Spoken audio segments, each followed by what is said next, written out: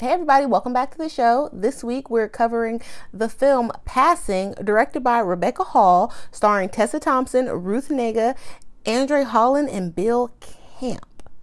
All right, let's hop right into this. So Passing was a book written by Nella Larson in 1928-29 about like Black people passing in Harlem during her time period.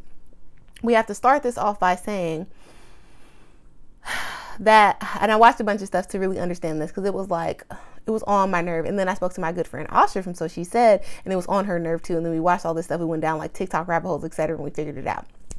So Passing is supposed to be about passing from the lens of Black people, right? Not from white people, because we were always like, how is Tessa Thompson passing as white? Like, she's light skinned, but she's not white light skinned. Like, there are lighter people than Tessa Thompson. Like, why would you, like Thandie Newton is like, but it's like, no, it's not what this is about. It is about passing from our perspective, and how, how the legend goes that Black people are able to just pick out and tell, even if you're slightly, or if you have a little hint, we can see each other. And maybe there's like that kindred spirit type thing. I don't know. But it's like Black person can pick another Black person out when they're trying to pass. It just is what it is, right? You go to New Orleans, even in today's time, you'll see people that are extremely fair skinned, but have Black features, Black hair, Black nose, and you can just tell, like, oh, okay. So Passing. Now, given the time period, you have to understand why passing would be like advantageous to anybody who could do it. Duh. There's segregation. There's fucking outright racism. There are all types of things going on that just feigning whiteness, even if you're just going to do it in public spaces, would help you a whole lot, making your life just easier. And we see a little bit of that at the beginning of the film with Tessa Thompson, how she's just like moving in and out of stores and like restaurants and different situations. And it's like, maybe people kind of like give her, but they don't know, and they definitely don't know enough to say anything, and like the way she's wearing her hat and all of that. So she's slipping and sliding through, but she acknowledges herself as Black. She like champions all these Black causes. She's very, active in her community and things like that. But it's just when it's convenient for her, Tessa Thompson, and let's call her by her character's name, Irene, passes when she can. Now, in passing, and she's chilling at this restaurant or whatever, she notices a familiar face, Claire. Now, her and Claire went to school together back in the day in Chicago. Claire is there, white man, passing full on. And she even like, I think they hype it up a little bit in the movie because she has a blonde wig on and it's like visible and you can tell. So it's like, ooh, yeah, she's passing. And they share this little moment, but you can tell even Irene is like scared to interact with her. She doesn't really know how to go about it. So she's like, come to me, like, come with me to my place, whatever, like, we'll hang out, we'll catch up, whatever. They go.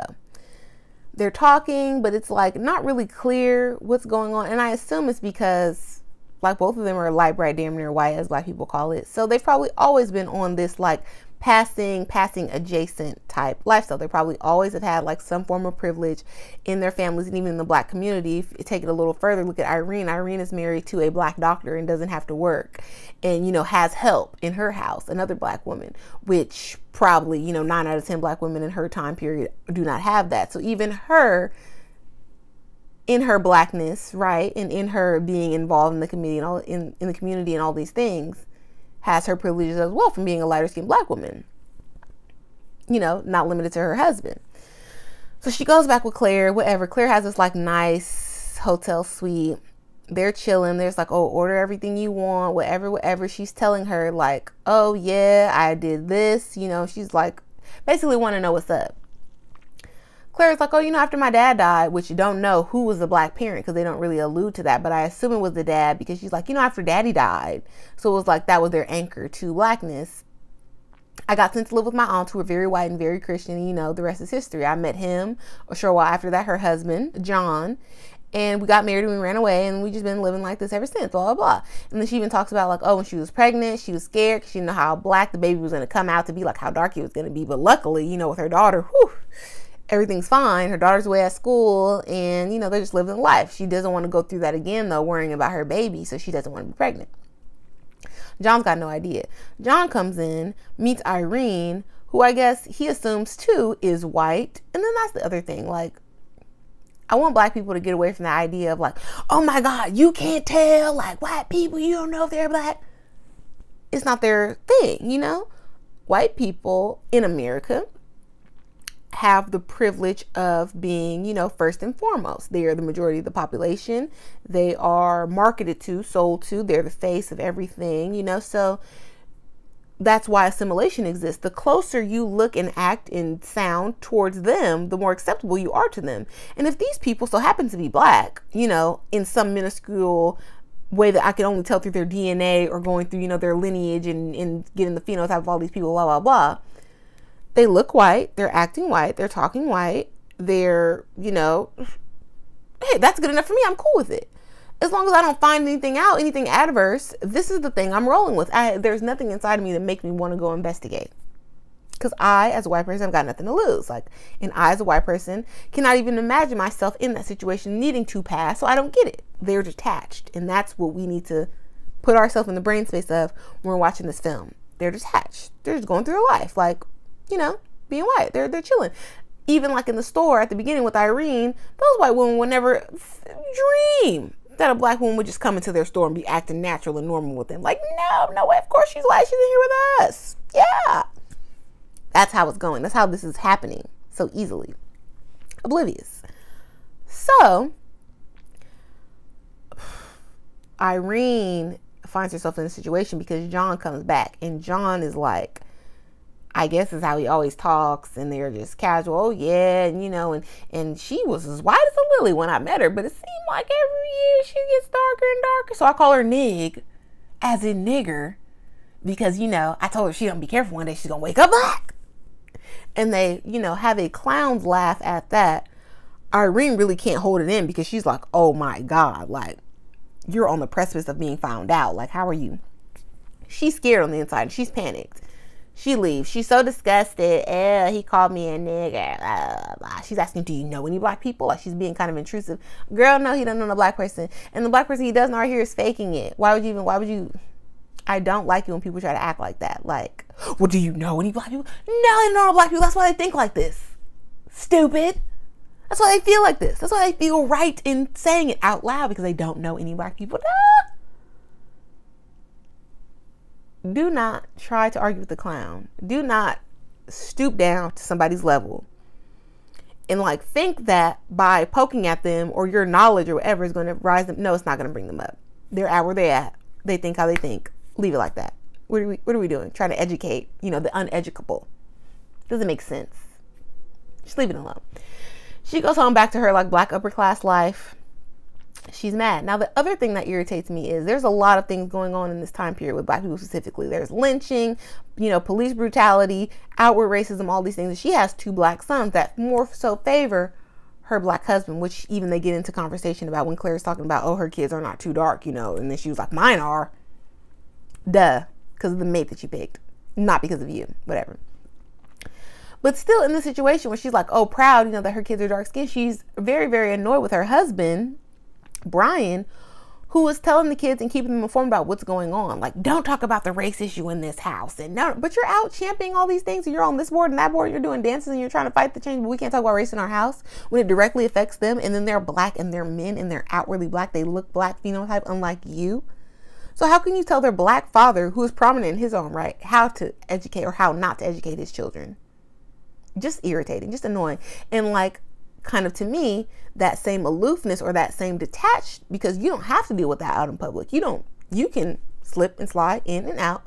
So you don't feel like it's a big issue. It is top of mind. It does not matter what age they are when the crimes are happening to people their age and younger. Just hop up out of your own way. Get up out of your own mirror. So it's like she's not very appreciative of the life that she has and her circumstance and all that. She still wants to pretend like, I don't know, just detached. I don't like it. Claire, though, is like thirsty.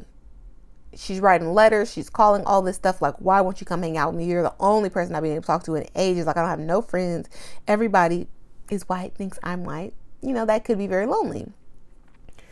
She makes the mistake of letting her come over, and then boom, Claire is obsessed with black culture, Harlem, you know, basically she wants to come down to the ghetto all the time. Irene is like, girl, are you not afraid, like, if your husband comes or somebody sees you or whatever? She's like, why would he be over here? Like, no. And why would you just ignore me? Like, why would you not be my friend? Like, after what he said, like, I know, but he doesn't, you know, he didn't even know that we were black. He's not calling us niggers, like, he's just saying it. And she's disgusted. Oh, well, she's feeling away. Girl gone. Irene. Brian is like, look, you should let her kick it. It's not that big of a deal. Like, she's probably holed up over there with all those white people. She feels away. Comes out. Now, Irene is used to being the it girl on her scene.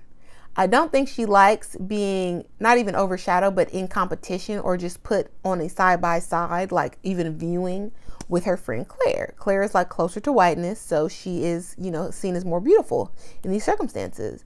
And Irene entertains this guy who's like a prominent white man, Hugh. They have these parties, different things, and he's like hooked on Claire, like, ooh, who is that? She's so beautiful, blah, blah, blah, blah, blah. Irene immediately throws salt, like, all things aren't what they appear. Like, oh, she's black. Hugh don't care. He's still thirsty. He does not care. Just like John does not care for real, you know, like in his mind he might, but you know, out in the town, in the bed, he don't care. Claire's white to him. She's white enough. So you can tell like there's a hint of jealousy. And then as they start to hang around more and Claire starts to entrench herself more with their family, like playing with Irene's kids and all of this, hanging around with her husband a little bit too much, she starts to feel like insecure about it. And she starts even being more mean to her husband than she already was.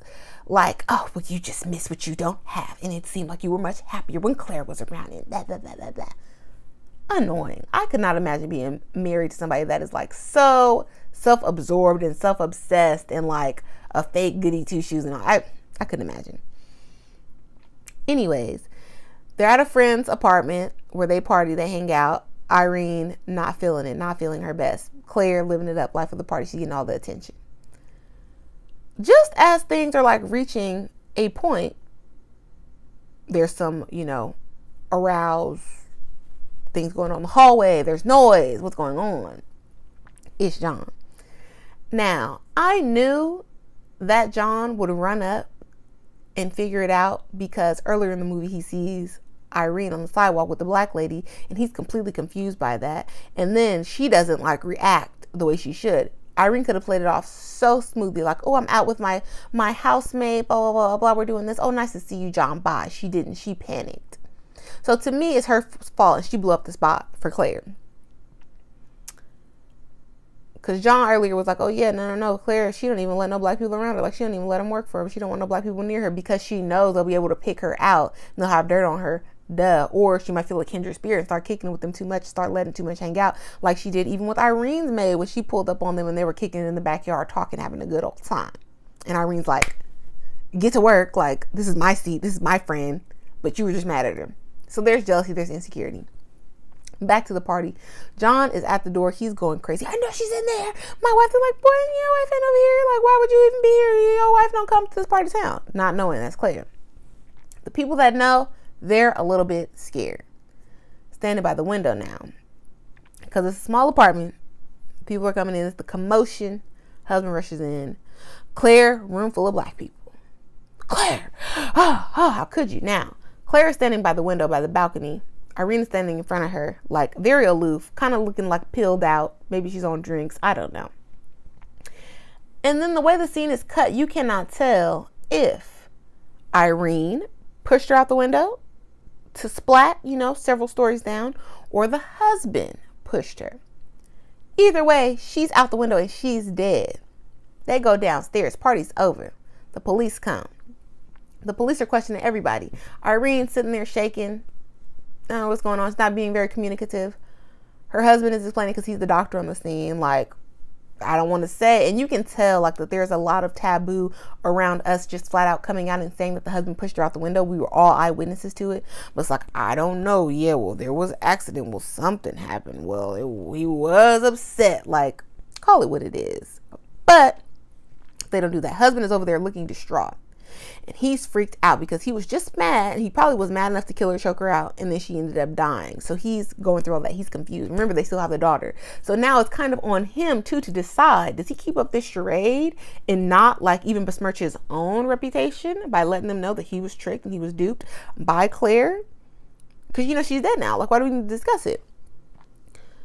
But he's going through a lot. Irene is standing over there looking a teeny bit guilty to me. Now, when the cops come and they ask the question, she's like, yeah, no. They're basically like there was no foul play. Nothing wrong happened. But the husband was looking guilty and Irene was looking guilty too. Irene's husband, he's looking like, I don't want to say, you know? There was a lot going on in this movie. It was very slow, almost painfully Woody Allen slow.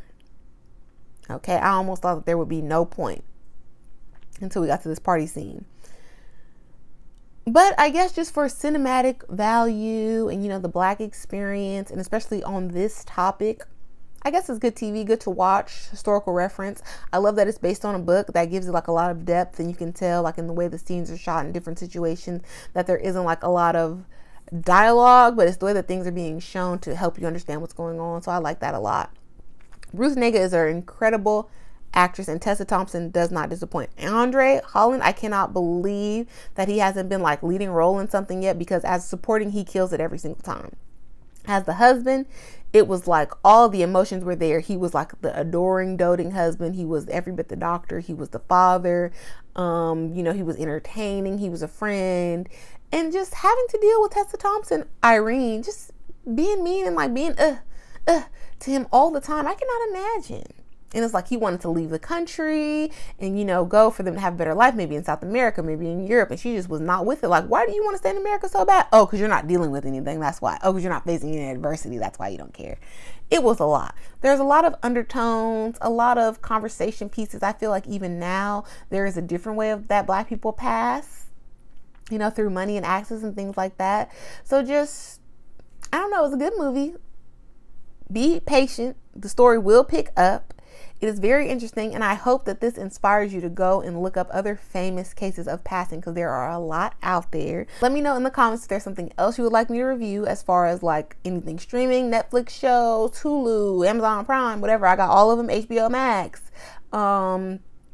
Yeah, just let me know. I'll review it, and please let me know in the comments what you think about passing, what you think about the book if you've read the book, how, you know, who you think actually did the crime, because that is what we're trying to get down to. Hopefully we can have some type of vote, right? I might put that on Instagram when I post this, like, who thinks that John did it, the husband, and who thinks Irene did it, the homegirl.